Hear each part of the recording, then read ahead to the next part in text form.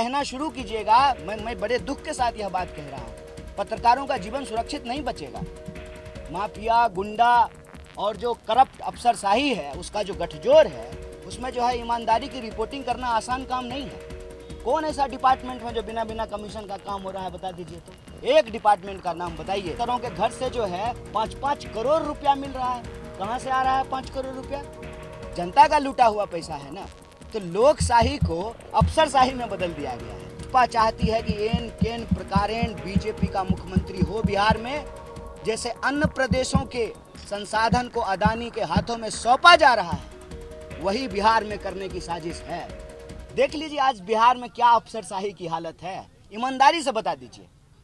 और अगर ये कहना शुरू कीजिएगा, मैं बड़े दुख के साथ यह बात कह रहा हूँ, पत्रकारों का जीवन सुरक्षित नहीं बचेगा। माफिया, गुंडा और जो करप्ट अफसरशाही है, उसका जो गठजोड़ है, उसमें जो है ईमानदारी की रिपोर्टिंग करना आसान काम नहीं है। कौन ऐसा डिपार्टमेंट में जो बिना बिना कमीशन का काम हो रहा है, बता दीजिए तो। एक डिपार्टमेंट का नाम बताइए, एक डिपार्टमेंट का नाम बताइए। और अफसरों के घर से जो है 5-5 करोड़ रुपया मिल रहा है। कहाँ से आ रहा है 5 करोड़ रुपया? जनता का लूटा हुआ पैसा है ना। तो लोकशाही को अफसरशाही में बदल दिया गया है। 2-4 अफसर जो है पूरे बिहार को चला रहे हैं। ये सवाल है हमारे सामने।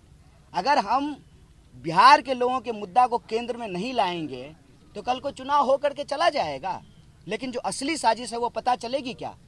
भाजपा चाहती है कि एन केन प्रकारेण बीजेपी का मुख्यमंत्री हो बिहार में, जैसे अन्य प्रदेशों के संसाधन को अदानी के हाथों में सौंपा जा रहा है, वही बिहार में करने की साजिश है।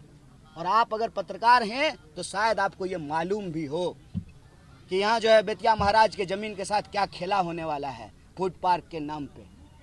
पता लगाइए, रिपोर्ट कीजिए। हम तो आपसे भी आह्वान करते हैं कि आपका भी मंच है। अरे कैमरा माइक रख दीजिएगा, आकर के हमारे साथ चलने लगेगा तो ये आपका भी मंच है। और कैमरा माइक पकड़े हुए हैं तब भी आपका मंच है। निवेदन यही है कि बिहार का युवा बहुत परेशान है। आप रोते बिलखते नौजवानों से जाकर के बात कीजिए। मैं बार बार उनको कहता हूं कि अपने मुंह पे जो है ना, आप मरने की बात मत कीजिए। मरना नहीं है, अपने हक के लिए लड़ना है। मरने की हालत ये है, ये नोट कर लीजिएगा आंकड़ा, 1 घंटे में 2 नौजवान आत्महत्या कर रहा है।